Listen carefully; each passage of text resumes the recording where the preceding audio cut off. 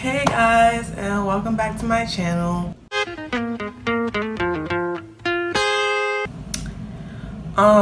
So as you can see by the title, I will be doing a story time today about how I got hit by a car.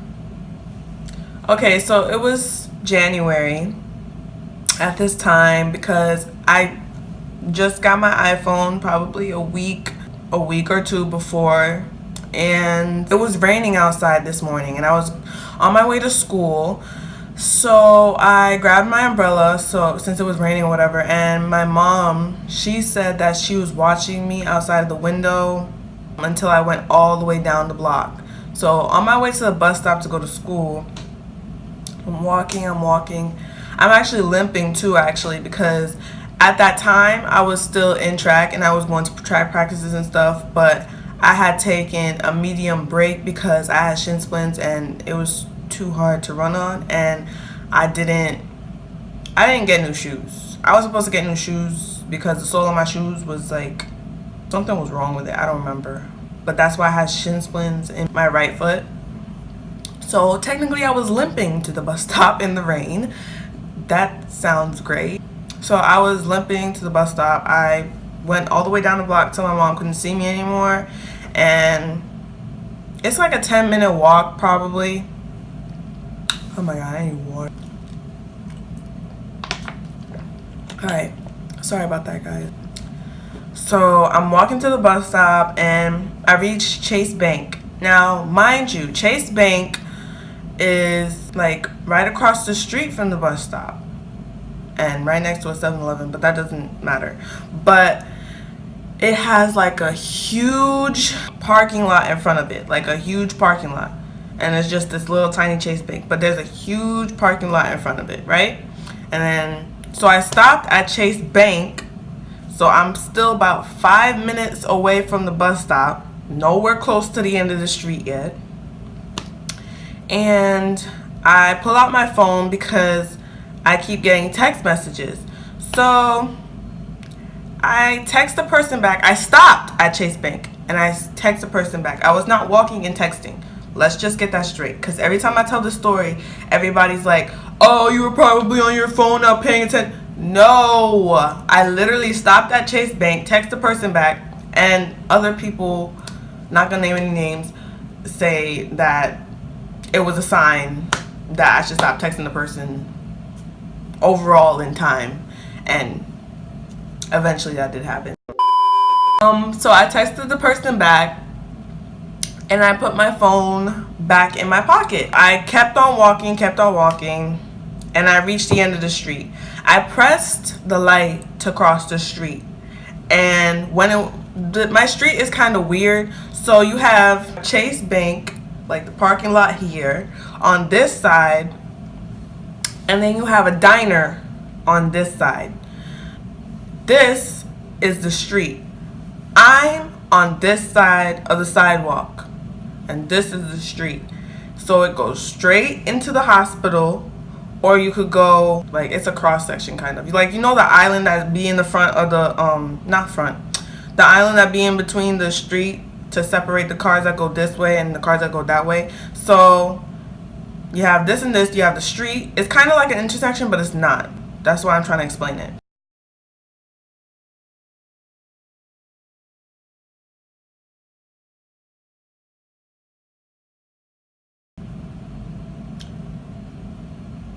What was I gonna say? Press the button to cross the street. My phone falls out of my pocket, right?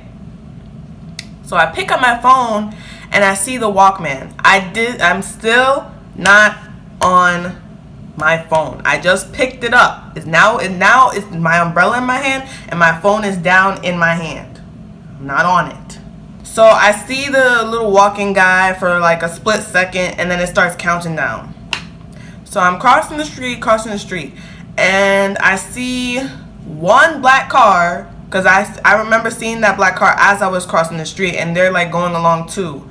And I let them go in front of me to turn, because now I'm on the island that separates the people who are going different directions.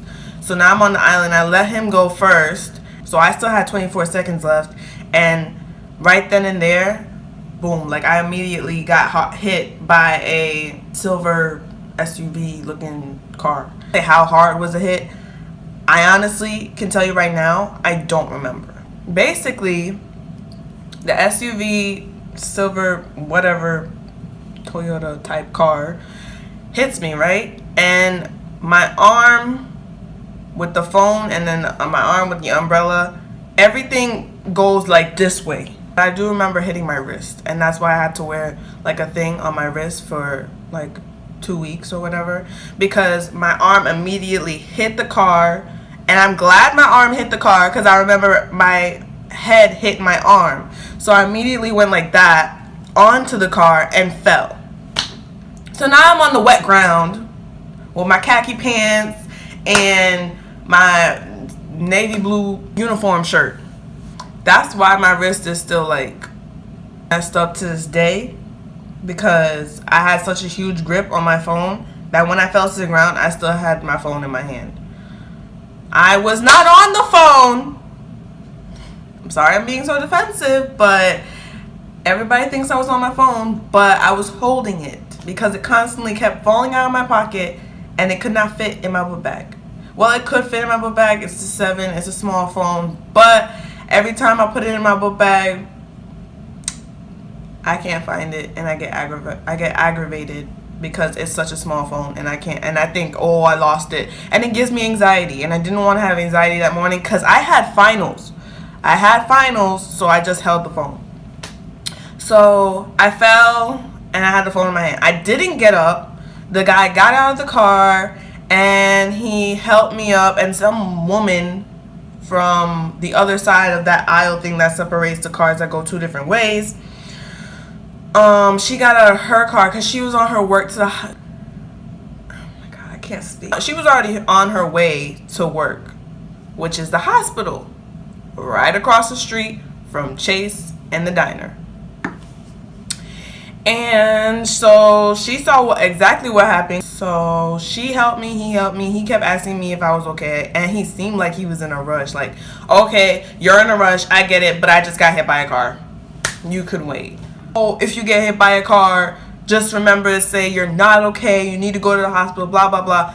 I get that's common sense, but you have to remember something.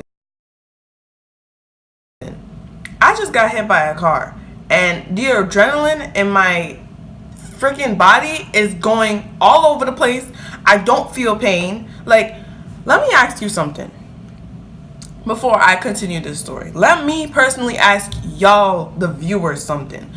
As a child, when you got hit in the head or fell on the ground or got hurt in any type of way, did you cry 1 second after, or a minute, or like maybe 30 seconds after? Oh, okay. Because nobody feels immediate pain like that. Nobody. I don't want to hear anything from anybody saying that they feel immediate pain.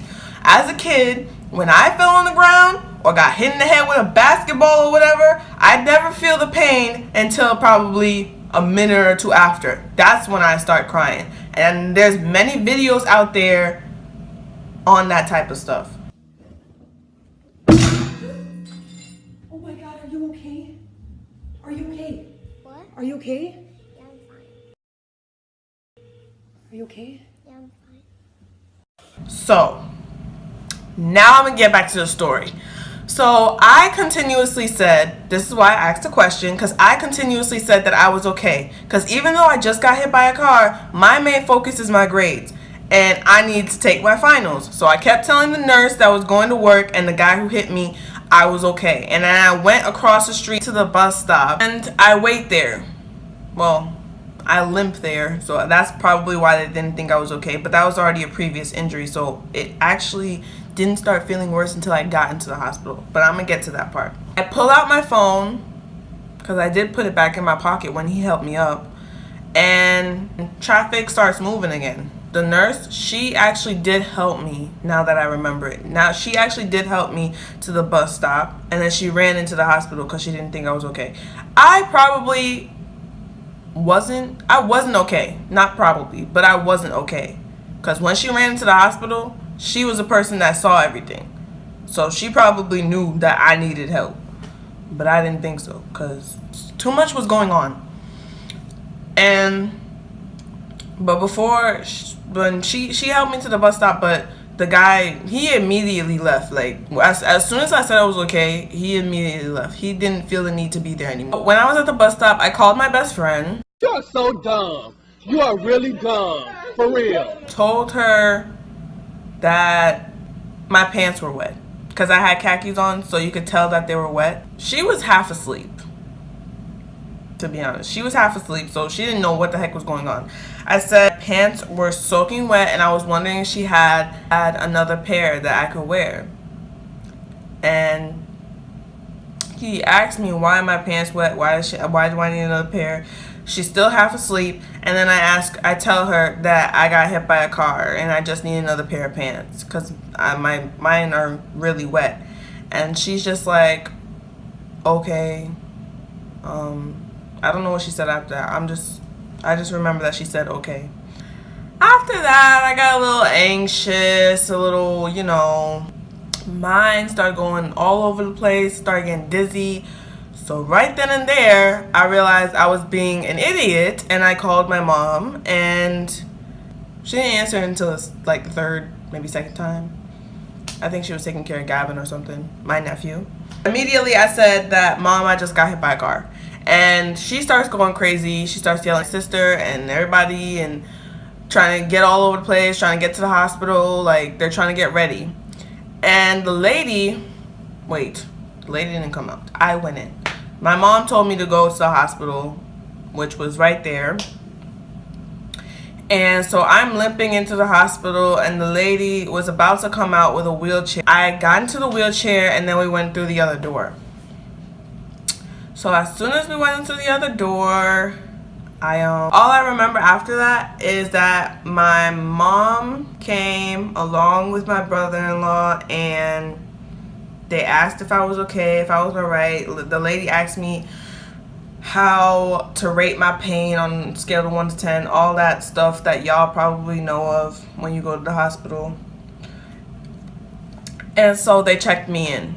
And then I had to talk to police officers about the accident. I was still shaken up, so I did tell them that I said I was okay to the man. So I think me saying that I was okay messed up all my chances to really press charges or anything, because first of all, I waited way too long because I felt like I was okay. And to this day, I still have hip pain from the accident. So that's why I never got to go back on track. And second of all, I said I was okay. So there's not really a lot you can do with that. So, and like everybody keeps saying, oh, you're gonna press charges, blah, blah, blah. It is not that easy. Like, I was focusing on my schoolwork at the time, whether I got hit by a car or hit by a bus. It's always gonna be my school first. The week after that, I did have Regents. So that week I had finals. The week after that, I had Regents. So it was really hard for me to focus on pressing charges, but it was more of my personal life being mixed up with all of the drama or whatever, the case or whatever in general, because it was just too much. They gave me medication for the hip pain. I never refilled the bottle. I just deal with it right now. Mind you, this was January. It's now October. Stay in bed for about 2 days because my body was really sore. Like, it felt too much. It was just too much. I did appreciate everybody who texted me and asked me if I was alright. A lot of you thought I was joking, which was actually accurate because I don't joke about stuff like that, but I do joke around a lot so people don't take me seriously in general. My best friend did call me back and she asked me if I was alright. She was half asleep, so she didn't realize that I said that I just got hit by a car. She literally texted me back and said, wait, did you just say that you got hit by a car? And all this stuff. And I texted one of my friends to tell my coach, and he started freaking out, and he was about to hop into his car, visit me. I said, no, it's okay. I'm okay. I have my family here. It's okay. You'll see me in the next 2 to 3 days or whatever. Pretty sure he was the most worried out of everybody. I think everybody, personally, I think everybody like sort of kind of took it as a joke. Like they worried for about 5 minutes and then they took it as a joke. But him, he was like worried until I actually showed up to school. That's one of my best friends. So I needed to like tell out the story and explain myself, because a lot of people ask me about the personal side of the whole thing. It's just like you can't handle a case and stuff like that when you're worried about graduating. Like I needed to focus on graduating first. That's overall, and I did. Suppose I focused so much on that case and did not go and take my New York State Regents test.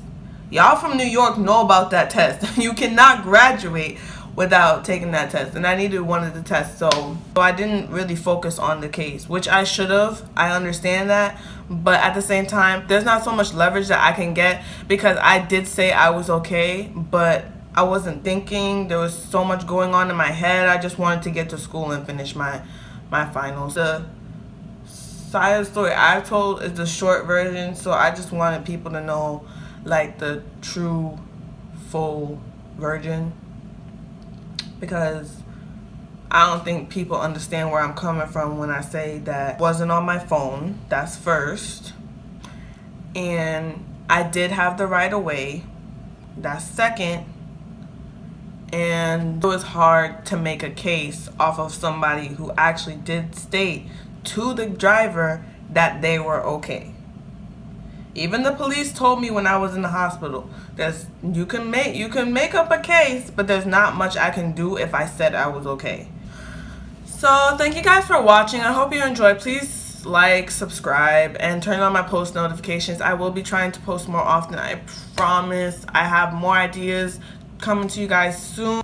I hope you guys really enjoyed. This is my first story time, and it was a little emotional for me, but it's what it is. So Are you okay?